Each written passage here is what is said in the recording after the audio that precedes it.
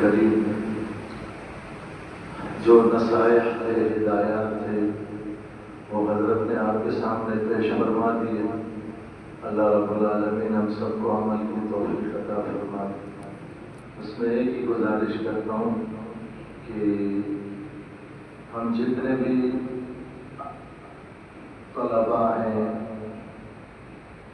آپ سب لوگ یہاں پر ایک خاص مقصد لے کر آئے۔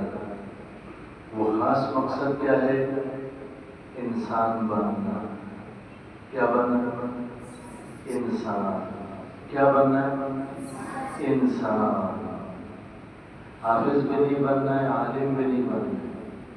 آپ کہیں گے مولوی صاحب کیا کہہ رہے ہیں؟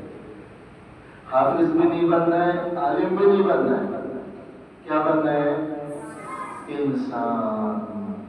اگر آپ انسان بن گئے تو انشاءاللہ آپ حافظ بھی بن جائیں گے، عالم بھی بن جائیں گے، اور آگے پھر اور معاشرے میں جو ہماری شکل میں انسان نظر آ رہے ہیں لیکن اندر سے انسان نہیں ہے، اور جو ہماری شکل میں جو مخلوق نظر آ رہی ہے ان کو بھی آپ انسان بنانے کی کوشش کریں۔